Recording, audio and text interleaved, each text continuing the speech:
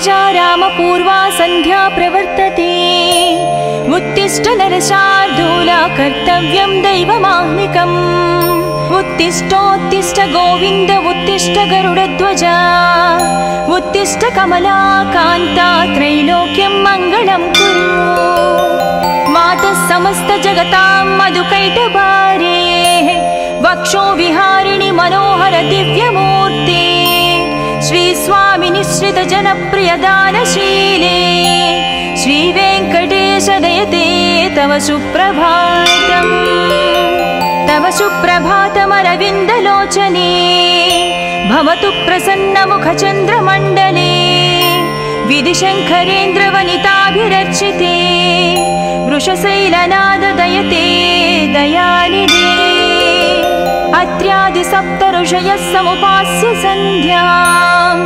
आकाशसिन्धुकमलानि मनोहराणि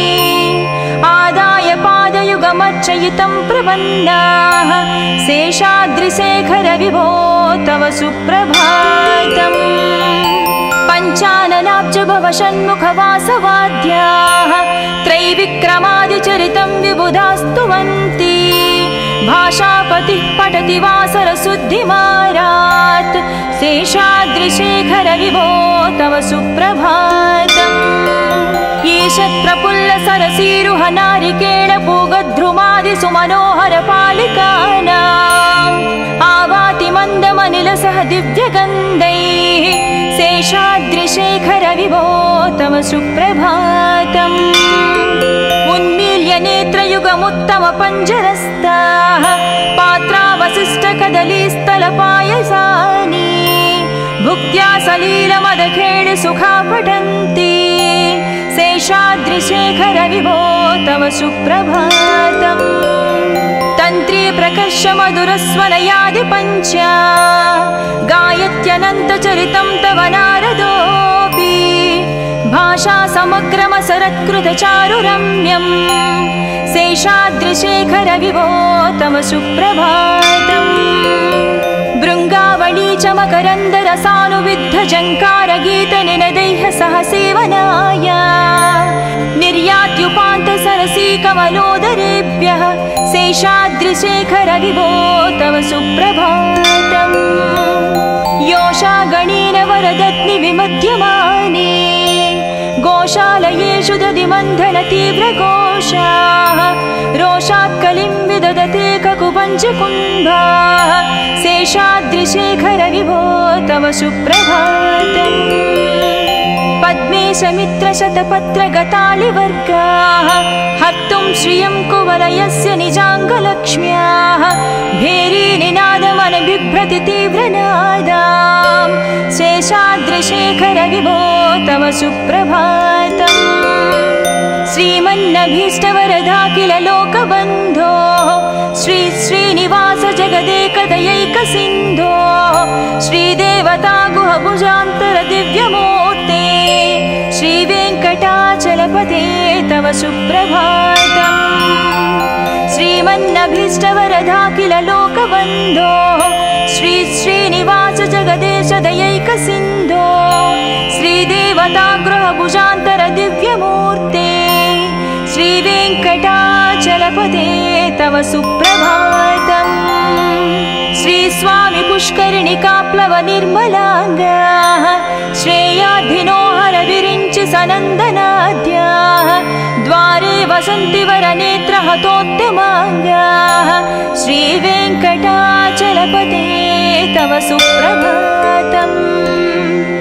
श्रीशेषशैल गरुडाचल वेङ्कटाद्रि नारायणाद्रि वृषभाद्रि वृषाद्रि मुख्या आख्यां त्वदीय वसतिरनिशं वदन्ति श्रीवेङ्कटाचलपते तव सुप्रभातम्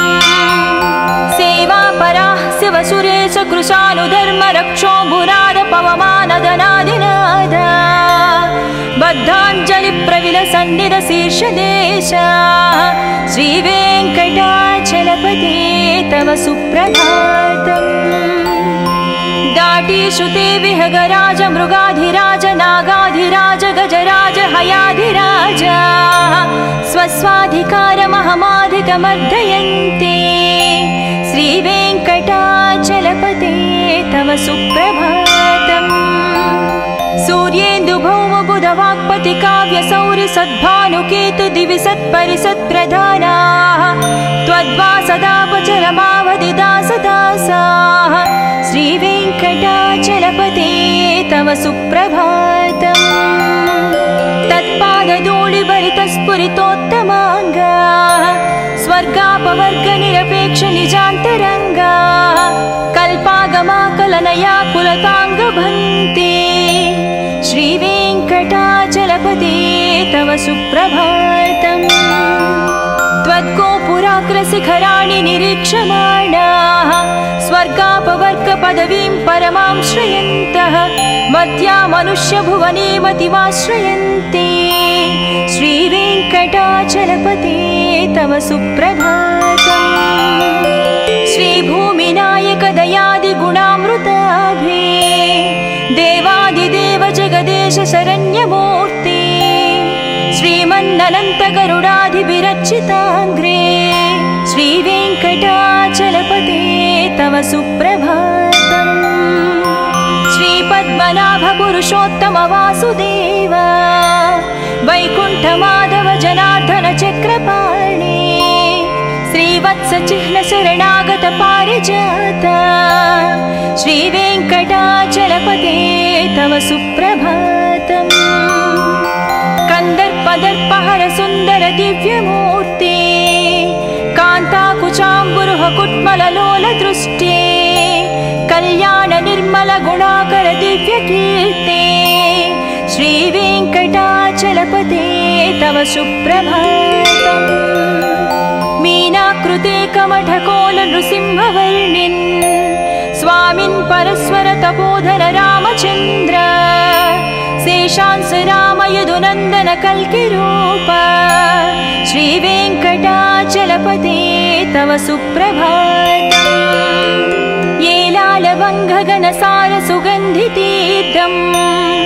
दिव्यं वियत्सरितु हेमघटेषु पूर्णम् धृत्वाद्धवैदिकशिखामणयः प्रहृष्टाः तिष्ठन्ति वेङ्कटपते तव सुप्रभातम्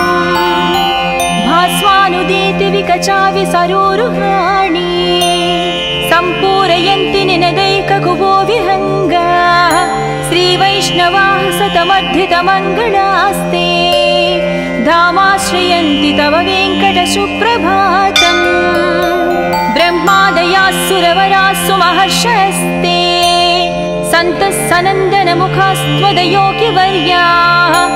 धामान्तिके तव हि मङ्गलवस्तु हस्ताः श्रीवेङ्कटाचलपते तव सुप्रभातम् लक्ष्मीनिवास निरवद्य गुणैकसिन्धो संसारसागर समुत्तरणैकसेतो वेदान्तवेद्य निज वैभव भक्तभोग्या श्रीवेङ्कटाचलपते तव सुप्रभातम् लक्ष्मीनिवास निरवद्य गुणैकसिन्धो संसारसागर समुत्तरणैकसेतो वेदान्तवेद्य निज वैभव भक्तभोग्या श्रीवेङ्कटाचलपते तव सुप्रभातम् इत्थं वृषाचलपतेरिह सुप्रभातम् ये मानवः प्रतिदिनं पठितुं प्रवृत्ताः तेषां प्रभातसमये स्मृतिरङ्गभाजां प्रज्ञां परार्धसुलभां परमां प्रसूते इत्थं वृषाचलपतेरिह सुप्रभातम् ये मानवः प्रतिदिनं पठितुं प्रवृत्ताः तेषां प्रभातसमये स्मृतिरङ्गभाजां प्रज्ञां परार्धसुलभां परमां प्रसूते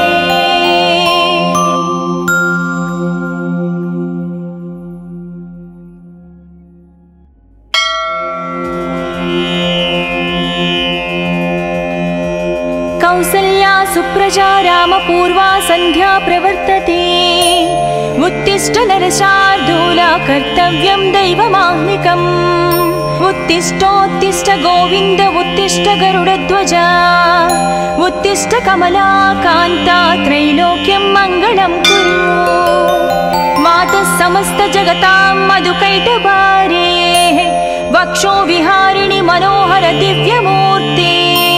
श्री स्वामी निश्रित जनप्रिय दानशीले श्री वेंकटेश दयते तव सुप्रभातम् तव सुप्रभातमरविन्दलोचने भवतु प्रसन्नमुखचन्द्रमण्डले विधिशङ्करेन्द्रवनिताभिरर्चिते वृषशैलनाददयते दयानिधे अत्र्यादिसप्तऋषयः समुपास्य सन्ध्याम् आकाशसिन्धुकमलानि मनोहराणि आदाय पादयुगमर्चयितं प्रपन्नाः शेषाद्रिशेखर विभो तव सुप्रभातम् पञ्चाननाब्ज भवषण्मुखवासवाद्याः त्रैविक्रमादिचरितं विबुधास्तुवन्ति भाषापतिः पठति वासरशुद्धिमारात् शेषाद्रिशेखर विभो तव सुप्रभातम् ईशत्प्रफुल्लसरसीरुह नारिकेळपूगद्रुमादि सुमनोहर पालिकानाम् आवाति मन्दमनिलसह दिव्यगन्धैः शेषाद्रिशेखर विभो तव सुप्रभातम् उन्मील्य नेत्रयुगमुत्तमपञ्जरस्ताः पात्रावशिष्टकदलीस्थलपायसानि भुक्त्या सलीलमदखेळ सुखा पठन्ति शेषाद्रिशेखर विभो तव सुप्रभातम् तन्त्री प्रकर्ष मधुरस्वनयादि पञ्च गायत्यनन्तचरितं तव नारदोऽपि भाषा समग्रमसरत्कृतचारुरम्यम् शेषाद्रिशेखर विभो तव सुप्रभातम् भृङ्गावळी च मकरन्दरसानुविद्धझङ्कारगीतनिनदैः सह सेवनाय निर्यात्युपान्तसरसी कमलोदरेभ्यः शेषाद्रिशेखर विभो तव सुप्रभातम् योषा गणेन वरदत्नि विमध्यमाने गोशालयेषु दधिमन्थन तीव्रघोषाः रोषात् कलिं विदधते ककुपञ्चकुम्भाः शेषाद्रिशेखर विभो तव सुप्रभातम् पद्मे समित्रशतपत्रगतालिवर्गाः हर्तुं श्रियं कुवलयस्य निजाङ्गलक्ष्म्याः भेरीनिनादमनबिभ्रति तीव्रनादाम् शेषाद्रिशेखर विभो तव सुप्रभातम् श्रीमन्नभीष्टवरदाखिल लोकबन्धो श्री श्रीनिवास जगदेकदयैकसिन्धो श्रीदेवता गुहभुजान्तर दिव्यमूर्ते श्रीवेङ्कटाचलपते तव सुप्रभातम् श्रीमन्नभीष्टवरदाखिल लोकबन्धो श्री श्रीनिवास जगदेश दयैकसिन्धो श्रीदेवता गृहभुजान्तर दिव्यमूर्ते श्रीवेङ्कटाचलपते तव सुप्रभातम् श्री स्वामी पुष्करिणिकाप्लव निर्मलाङ्गाः श्रेयाधिनो हर विरिञ्चि सनन्दनाद्याः द्वारे वसन्ति वरनेत्रहतोत्तमाङ्गाः श्रीवेङ्कटाचलपते तव सुप्रभातम् श्रीशेषशैलगरुडाचल वेङ्कटाद्रि नारायणाद्रि वृषभाद्रि आख्यां त्वदीय वसतिरनिशं वदन्ति श्रीवेङ्कटाचलपते तव सुप्रभातम् सेवापराः शिवसुरेश कृशानुधर्म रक्षो भुराद पवमानदनादिनाद बद्धाञ्जलिप्रविलसन्निध शीर्षदेश श्रीवेङ्कटाचलपते तव सुप्रभातम् दाटीषुते विहगराज मृगाधिराज नागाधिराज गजराज हयाधिराज स्वस्वाधिकारमहमाधिकमर्दयन्ते श्रीवेङ्कटाचलपते तव सुप्रभातम् सूर्येन्दुभौमबुधवाक्पति काव्यसौरि सद्भानुकेतु दिवि सत्परिसत्प्रधानाः त्वद्वासदापचरमावधिदासदासाः श्रीवेङ्कटाचलपते सुप्रभातम् तत्पादधूलिभरितस्फुरितोत्तमाङ्गा स्वर्गापवर्गनिरपेक्ष निजान्तरङ्गा कल्पागमाकलनया कुलताङ्गभन्ते श्रीवेङ्कटाचलपते तव सुप्रभातम् त्वद्गोपुराग्रशिखराणि निरीक्षमाणाः स्वर्गापवर्गपदवीं परमां श्रयन्तः मर्त्या मनुष्यभुवने मतिमाश्रयन्ते श्रीवेङ्कटाचलपते तव सुप्रभातम् श्रीभूमिनायक दयादिगुणामृताभे देवादिदेव जगदेश शरण्यमूर्ते श्रीमन्ननन्त गरुडाधिभिरर्चिताङ्ग्रे श्रीवेङ्कटाचलपते तव सुप्रभातम् श्रीपद्मनाभ पुरुषोत्तम वासुदेव वैकुण्ठमाधव जनार्दन चक्रपाणे श्रीवत्स चिह्न शरणागत पारिजात श्रीवेङ्कटाचलपते तव सुप्रभातम् कंदर्पदर्पहर सुंदर दिव्यमूर्ते कांताकुचाम्बुरुह कुट्मललोल दृष्टे कल्याण निर्मल गुणाकर दिव्यकीर्ते श्रीवेङ्कटाचलपते तव सुप्रभातम् मीनाकृते कमठकोल नृसिंहवर्णिन् स्वामिन् परस्वर तपोधर रामचन्द्र शेषांस राम यदुनन्दन कल्किरूप श्रीवेङ्कटाचलपते तव सुप्रभातम् येलालवङ्घगनसार सुगन्धितीर्थम् दिव्यं वियत्सरितु हेमघटेषु पूर्णम् धृत्वाद्धवैदिकशिखामणयः प्रहृष्टाः तिष्ठन्ति वेङ्कटपते तव सुप्रभातम् भास्वानुदीति विकचावि सरोरुहाणि सम्पूरयन्ति निनदैककुभो विहङ्गाः श्रीवैष्णवाः सतमर्धितमङ्गलास्ते धामाश्रयन्ति तव वेङ्कट सुप्रभातम् ब्रह्मादयाः सुरवराः सुमहर्षयस्ते सन्तः सनन्दनमुखास्त्वदयोगिवर्याः धामान्तिके तव हि मङ्गलवस्तुहस्ताः श्रीवेङ्कटाचलपते तव सुप्रभातम् लक्ष्मीनिवास निरवद्य गुणैकसिन्धो संसारसागर समुत्तरणैकसेतो वेदान्तवेद्य निज वैभव भक्तभोग्या श्रीवेङ्कटाचलपते तव सुप्रभातम् लक्ष्मीनिवास निरवद्य गुणैकसिन्धो संसारसागर समुत्तरणैकसेतो वेदान्तवेद्य निज वैभव भक्तभोग्या श्रीवेङ्कटाचलपते तव सुप्रभातम् इत्थं वृषाचलपतेरिह सुप्रभातम् ये मानवः प्रतिदिनं पठितुं प्रवृत्ताः तेषां प्रभातसमये स्मृतिरङ्गभाजां प्रज्ञां परार्धसुलभां परमां प्रसूते इत्थं वृषाचलपतेरिह सुप्रभातम् ये मानवः प्रतिदिनं पठितुं प्रवृत्ताः तेषां प्रभातसमये स्मृतिरङ्गभाजां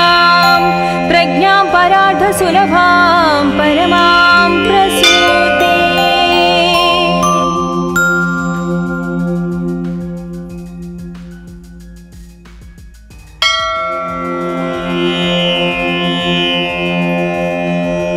कौसल्या सुप्रजा रामपूर्वा सन्ध्या प्रवर्तते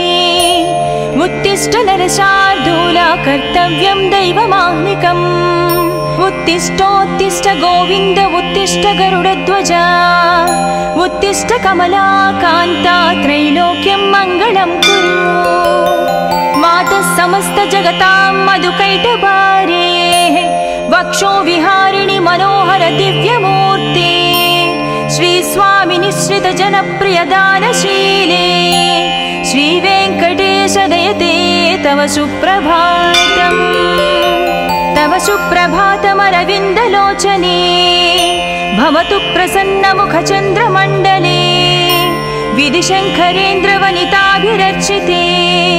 वृषशैलनाददयते दयानिधे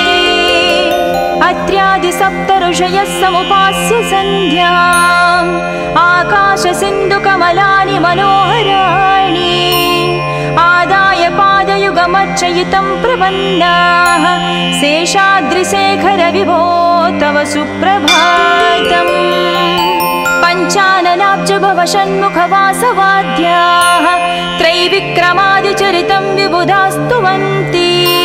भाषापतिः पठति वासरशुद्धिमारात् शेषाद्रिशेखरविभो तव सुप्रभातम्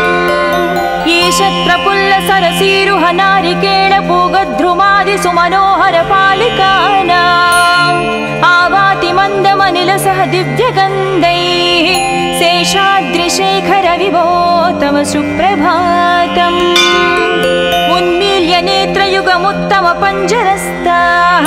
पात्रावशिष्टकदलीस्थलपायसानि भुक्त्या सलीलमदखेळि सुखा पठन्ति शेषाद्रिशेखरविभो तव सुप्रभातम् तन्त्री प्रकर्षमधुरस्वनयादिपञ्च गायत्यनन्तचरितं तव नारदोऽपि भाषा समग्रमसरत्कृतचारुरम्यम् शेषाद्रिशेखरविभो तव सुप्रभातम् भृङ्गावळी च मकरन्दरसानुविद्धजङ्कारगीतनिनदैः सह सेवनाय निर्यात्युपान्तसरसीकमलोदरेभ्यः शेषाद्रिशेखरविभो तव सुप्रभातम् योषागणेन वरदत्नि विमध्यमाने गोशालयेषु दधिमन्थनतीव्रघोषाः रोषात् कलिं विदधते ककुपञ्चकुम्भाः शेषाद्रिशेखरविभो तव सुप्रभातम् पद्मेशमित्रशतपत्रगतालिवर्गाः हर्तुं श्रियं कुवलयस्य निजाङ्गलक्ष्म्याः भेरीनिनादमनबिभ्रति तीव्रनादाम् शेषाद्रिशेखरविभो तव सुप्रभातम् श्रीमन्नभीष्टवरदाखिल लोकबन्धो श्री श्रीनिवास जगदेकदयैकसिन्धो श्रीदेवता गुहभुजान्तर दिव्यमूर्ते श्रीवेङ्कटाचलपते तव सुप्रभातम् श्रीमन्नभीष्टवरदाखिल लोकबन्धो श्री श्रीनिवास जगदेश दयैकसिन्धो श्रीदेवता गृहभुजान्तर दिव्यमूर्ते श्रीवेङ्कटाचलपते तव सुप्रभातम् श्रीस्वामि पुष्करिणिकाप्लव निर्मलाङ्गाः श्रेयाधिनो हरविरिञ्चि सनन्दनाद्याः द्वारे वसन्ति वरनेत्रहतोत्तमाङ्गाः श्रीवेङ्कटाचलपते तव सुप्रभातम् श्रीशेषशैलगरुडाचल वेङ्कटाद्रिनारायणाद्रिवृषभाद्रिवृषाद्रिमुख्या आख्यां त्वदीयवसतिरनिशं वदन्ति श्रीवेङ्कटाचलपते तव सुप्रभातम् सेवापराः शिवसुरेश कृशानुधर्मरक्षो भुराद पवमानदनादिनाद बद्धाञ्जलिप्रविलसन्निधशीर्षदेशा श्रीवेङ्कटाचलपते तव सुप्रभातम् दाटीश्रुते विहगराज मृगाधिराज नागाधिराज गजराज हयाधिराज स्वस्वाधिकारमहमाधिकमर्दयन्ते श्रीवेङ्कटाचलपते तव सुप्रभातम् सूर्येन्दुभौमबुधवाक्पति काव्यसौरि सद्भानुकेतु दिवि सत्परिसत्प्रधानाः त्वद्वासदापचरमावधिदासदासाः श्रीवेङ्कटाचलपते तव सुप्रभातम् तत्पादधूलिभरितस्फुरितोत्तमाङ्गाः स्वर्गापवर्गनिरपेक्षनिजान्तरङ्गाः कल्पागमाकलनया कुलताङ्गभन्ते श्रीवेङ्कटा सुप्रभातम् त्वद्गोपुराग्रशिखराणि निरीक्षमाणाः स्वर्गापवर्गपदवीं परमां श्रयन्तः मर्त्या मनुष्यभुवने मतिमाश्रयन्ते श्रीवेङ्कटाचलपते तव सुप्रभातम् श्रीभूमिनायक दयादिगुणामृताभे देवादिदेव जगदेश शरण्यमूर्ते श्रीमन्ननन्तगरुडाधिविरचिताङ्ग्रे श्रीवेङ्कटाचलपते तव सुप्रभातम् श्रीपद्मनाभ पुरुषोत्तम वासुदेव वैकुण्ठमाधव जनार्दन चक्रपाणे श्रीवत्सचिह्न शरणागत पारिजात श्रीवेङ्कटाचलपते तव सुप्रभातम्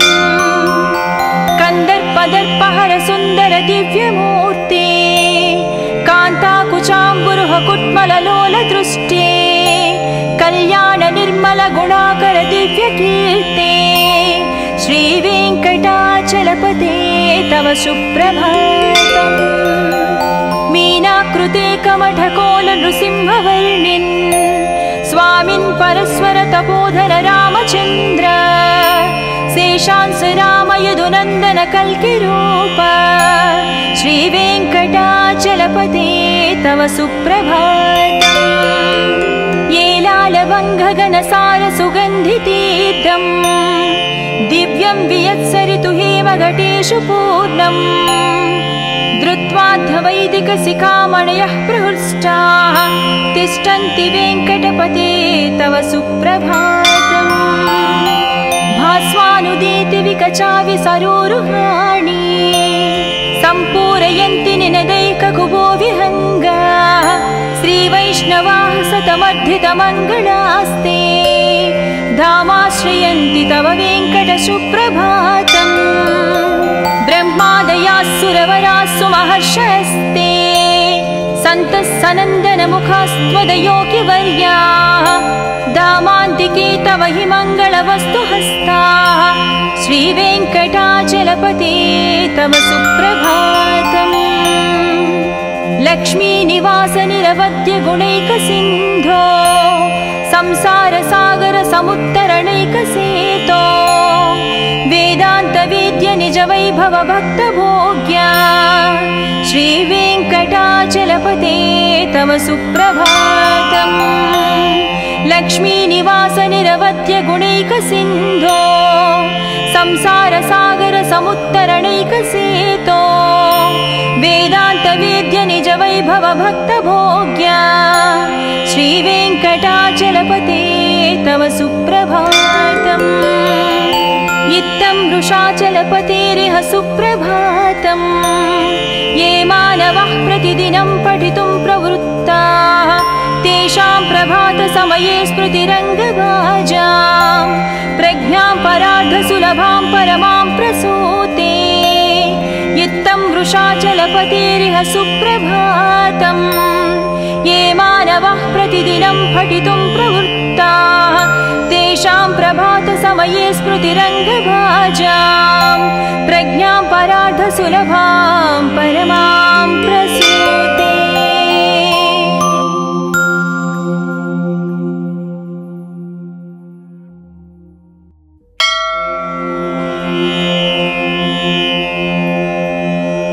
कौसल्या सुप्रजा रामपूर्वा सन्ध्या प्रवर्तते उत्तिष्ठ नरशार्दूला कर्तव्यं दैवमाह्निकम् उत्तिष्ठोत्तिष्ठ गोविन्द उत्तिष्ठ गरुडध्वजा उत्तिष्ठ कमलाकान्ता त्रैलोक्यं मङ्गलं कुरु मातः समस्त जगतां मधुकैटभारे वक्षो विहारिणि मनोहर दिव्यमूर्ते श्री स्वामी निश्रित जनप्रिय दानशीले श्री वेङ्कटेश दयते तव सुप्रभातम् तव सुप्रभातमरविन्दलोचने भवतु प्रसन्नमुखचन्द्रमण्डले विधिशङ्करेन्द्रवनिताभिरर्चिते वृषशैलनाद दयते दयानिधे अत्र्यादि सप्त ऋषयः समुपास्य सन्ध्याम् आकाशसिन्धुकमलानि मनोहराणि आदाय पादयुगमर्चयितं प्रपन्नाः शेषाद्रिशेखर विभो तव सुप्रभातम् पञ्चाननाब्ज भव षण्मुखवासवाद्याः त्रैविक्रमादिचरितं विबुधास्तुवन्ति भाषापतिः पठति वासरशुद्धिमारात् शेषाद्रिशेखर विभो तव सुप्रभातम् ईशत्प्रफुल्लसरसीरुह नारिकेळपूगद्रुमादिसुमनोहरपालिकानाम् आवाति मन्दमनिलसह दिव्यगन्धैः शेषाद्रिशेखर विभो तव सुप्रभातम् उन्मील्य नेत्रयुगमुत्तमपञ्जरस्ताः पात्रावशिष्टकदलीस्थलपायसानि भुक्त्या सलीलमदखेळि सुखा पठन्ति शेषाद्रिशेखर विभो तव सुप्रभातम् तन्त्री प्रकर्ष मधुरस्वनयादिपञ्चा गायत्यनन्तचरितं तव नारदोऽपि भाषा समग्रमसरत्कृतचारुरम्यम् शेषाद्रिशेखर विभो तव सुप्रभातम् भृङ्गावळी च मकरन्दरसानुविद्धझङ्कारगीतनिनदैः सह सेवनाय निर्यात्युपान्तसरसी कमलोदरेभ्यः शेषाद्रिशेखर विभो तव सुप्रभातम् योषागणेन वरदत्नि विमध्यमाने गोशालयेषु दधिमन्थन तीव्रघोषाः रोषात् कलिं विदधते ककुपञ्चकुम्भाः शेषाद्रिशेखर विभो तव सुप्रभातम् पद्मेशमित्रशतपत्रगतालिवर्गाः हर्तुं श्रियं कुवलयस्य निजाङ्गलक्ष्म्याः भेरीनिनादमनबिभ्रति तीव्रनादाम् शेषाद्रिशेखर विभो तव सुप्रभातम् श्रीमन्नभीष्टवरदाखिल लोकबन्धो श्री श्रीनिवास जगदेकदयैकसिन्धो श्रीदेवता गुहभुजान्तर दिव्यमूर्ते श्रीवेङ्कटाचलपते तव सुप्रभातम् श्रीमन्नभीष्टवरदाखिल लोकबन्धो श्री श्रीनिवास जगदेश दयैकसिन्धो श्रीदेवता गृहभुजान्तर दिव्यमूर्ते श्रीवेङ्कटाचलपते तव सुप्रभातम् श्रीस्वामि पुष्करिणिकाप्लव निर्मलाङ्गाः श्रेयाधिनोहर विरिञ्चि सनन्दनाद्याः द्वारे वसन्ति वरनेत्रहतोत्तमाङ्गाः श्रीवेङ्कटाचलपते तव सुप्रभातम् श्रीशेषशैलगरुडाचल वेङ्कटाद्रिनारायणाद्रिवृषभाद्रिवृषाद्रिमुख्या आख्यां त्वदीयवसतिरनिशं वदन्ति श्रीवेङ्कटाचलपते तव सुप्रभातम् सेवापराः शिवसुरेश कृशानुधर्मरक्षोऽम्बुनाद पवमानदनादिनादा बद्धाञ्जलिप्रविलसन्निधशीर्षदेशा श्रीवेङ्कटाचलपते तव सुप्रभातम् दाटीश्रुते विहगराज मृगाधिराज नागाधिराज गजराज हयाधिराज स्वस्वाधिकारमहमाधिकमर्दयन्ते श्रीवेङ्कटाचलपते तव सुप्रभातम् सूर्येन्दुभौमबुधवाक्पति काव्यसौरि सद्भानुकेतु दिवि सत्परिसत्प्रधानाः त्वद्वासदापचरमावधिदासदासाः श्रीवेङ्कटाचलपते तव सुप्रभातम् तत्पादधूलिभरितस्फुरितोत्तमाङ्गाः स्वर्गापवर्गनिरपेक्ष निजान्तरङ्गाः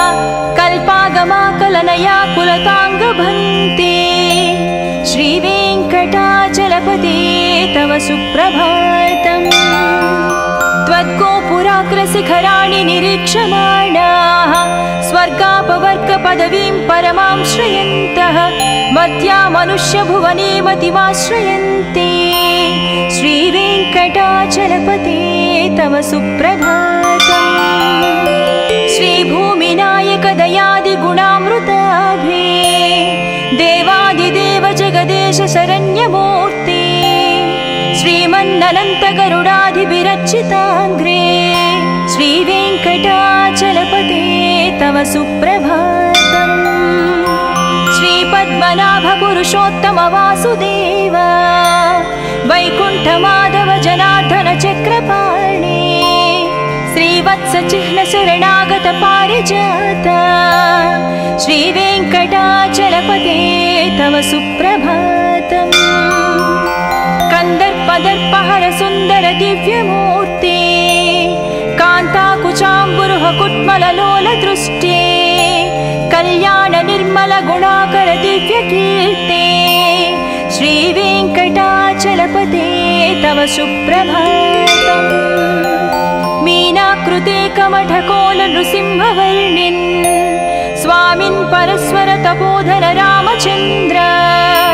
शेषांस राम यदुनन्दन कल्किरूप श्रीवेङ्कटाचलपते तव सुप्रभातम् येलालवङ्घगणसार सुगन्धितीर्थम् दिव्यं वियत्सरितु हेमघटेषु पूर्णम् धृत्वाद्धवैदिकशिखामणयः प्रहृष्टाः तिष्ठन्ति वेङ्कटपते तव सुप्रभातम् भास्वानुदीति विकचाविसरोरुहाणि सम्पूरयन्ति निनदैककुभो विहङ्गा श्रीवैष्णवाः सतमर्धितमङ्गलास्ते धामाश्रयन्ति तव वेङ्कटसुप्रभातम् ब्रह्मादयास्सुरवरास्सु महर्षयस्ते सन्तः सनन्दनमुखास्त्वदयोगिवर्याः धामान्तिके तव हि मङ्गलवस्तुहस्ताः श्रीवेङ्कटाचलपते तव सुप्रभातम् लक्ष्मीनिवास निरवध्य गुणैकसिन्धो संसारसागर समुत्तरणैकसेतो वेदान्तवेद्य निज वैभव भक्तभोग्या श्रीवेङ्कटाचलपते तव सुप्रभातम् लक्ष्मीनिवास निरवध्य गुणैकसिन्धो संसारसागर समुत्तरणैकसेतो वेदान्तवेद्य निज वैभव भक्तभोग्या श्रीवेङ्कटाचलपते तव सुप्रभातम् इत्थं वृषाचलपतेरिह सुप्रभातम् ये मानवः प्रतिदिनं पठितुं प्रवृत्ताः तेषां प्रभातसमये स्मृतिरङ्गभाजां प्रज्ञां परार्धसुलभां परमां प्रसूते इत्थं वृषाचलपतेरिह सुप्रभातम्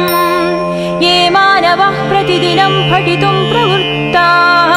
तेषां प्रभातसमये स्मृतिरङ्गभाजां प्रज्ञां परार्धसुलभां परमां प्रसूते।